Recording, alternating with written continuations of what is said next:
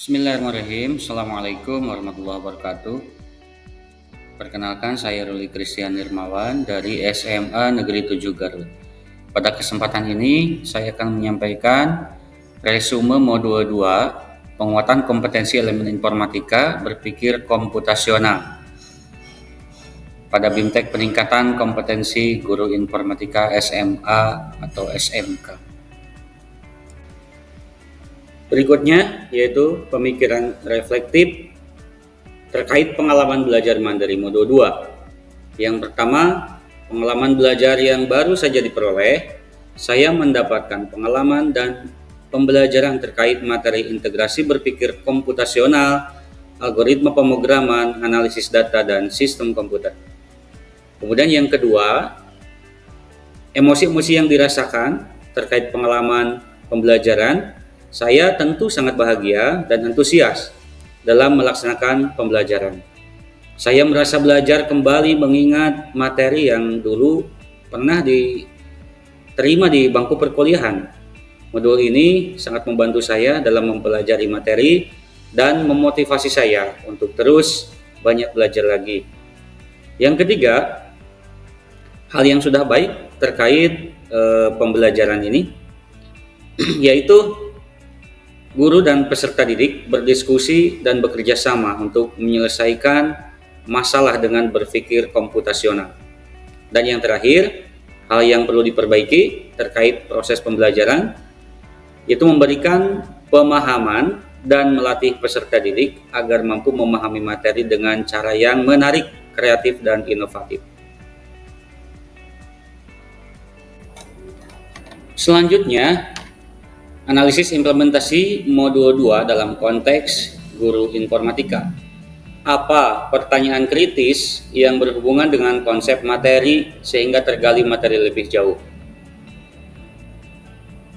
Yang pertama yaitu bagaimana teknik merancang soal untuk menggali dan mengasah kemampuan berpikir komputasional peserta didik, baik pada pembelajaran secara plug ataupun unplug.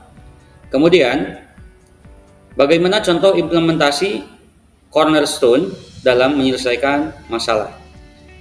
Yang terakhir, mohon pencerahan terkait mesin konseptual SAP1, SSAP1, dan SSAP2.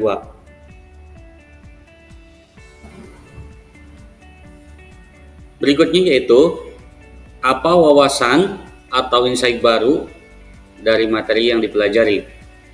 Saya mendapatkan wawasan baru tentang berpikir komputasional merupakan fondasi berpikir mata pelajaran informatika. Kemudian cornerstone pada implementasi berpikir komputasional. Berikutnya yaitu pembelajaran algoritma secara unplug menggunakan bahasa algo. Kemudian selanjutnya itu bahasa pemrograman Python.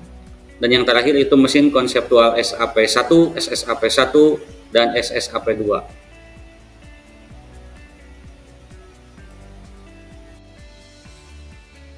Selanjutnya, apa tantangan yang sesuai dengan konteks asal guru informatika? Yang menjadi tantangan yang pertama yaitu guru ditantang untuk selalu kreatif dan inovatif dalam memberikan pembelajaran informatika supaya lebih menarik. Kemudian yang kedua, tantangannya itu perkembangan teknologi yang begitu cepat, sehingga guru harus selalu terus beradaptasi. Kemudian, yang ketiga itu kesenjangan teknologi dan sumber daya. Karena kita sadari, setiap sekolah itu mempunyai sumber daya yang tidak sama, sehingga di sini diperlukan penyesuaian dan strategi-strategi. Kemudian yang keempat yaitu penguasaan bahasa pemrograman. Ya, tidak bisa dipungkiri bahwa beberapa tahun atau ketika masa kita, khususnya saya kuliah, bahasa pemrograman itu ternyata berkembang. Apa yang dipelajari dulu mungkin banyak juga bahasa pemrograman yang baru yang harus selalu kita update. Nah, makanya ini menjadi tantangan tersendiri. Kemudian Tantangan berikutnya itu motivasi peserta didik tentang pentingnya mata pelajaran informatika. Kemudian, dan yang terakhir, mengkombinasikan mode plug dan unplug dalam pembelajaran. Untuk berikutnya yaitu alternatif solusi terhadap tantangan yang ditemukan. Yang pertama, memberikan motivasi dan membangun optimisme kepada peserta didik tentang pentingnya mata pelajaran informatika. Kemudian, meningkatkan kompetensi dengan mengikuti pelatihan workshop. Jadi, kita harus senantiasa mengupgrade kompetensi, mengupgrade ilmu pengetahuan dengan cara mengikuti pelatihan dan workshop.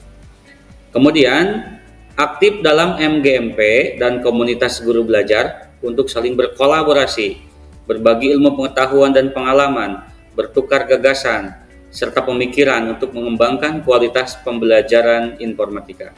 Dan yang terakhir, berkolaborasi dengan stakeholder sekolah untuk menggali dan memanfaatkan sumber daya yang ada di lingkungan sekolah dalam rangka menunjang pembelajaran informatika.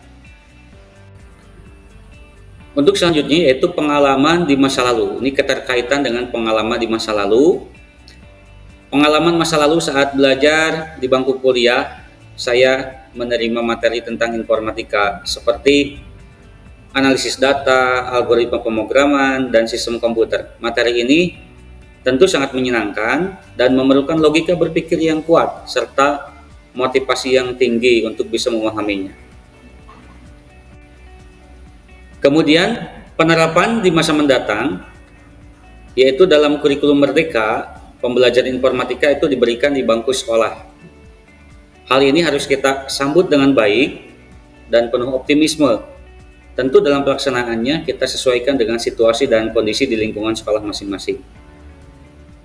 Berikutnya yaitu konsep atau praktik baik yang dilakukan. Ini bisa bersumber dari modul ataupun dari sumber luar dari bahan ajar. Yang pertama yaitu melakukan diseminasi kepada rekan guru atau MGMP di sekolah untuk berbagi pengalaman dan ilmu pengetahuan. Kemudian bisa juga dengan menyusun modul ajar bersama MGMP di tingkat sekolah. Kemudian konsep atau praktik baik yang dilakukan dari mata pelajaran dan kegiatan lain di sekolah, yaitu menerapkan kemampuan berpikir komputasional peserta didik untuk memecahkan permasalahan yang ada di lingkungan sekolah. Kegiatan ini bisa dilakukan secara kolaboratif dengan mata pelajaran lain atau dengan kegiatan lain di sekolah. Tentu kegiatannya sangat banyak sekali yang bisa dipecahkan dengan kemampuan berpikir komputasional peserta didik. Demikian resume modul 2 yang bisa saya sampaikan. Mohon maaf atas segala kekurangan, semoga bermanfaat. Terima kasih. Assalamualaikum warahmatullahi wabarakatuh.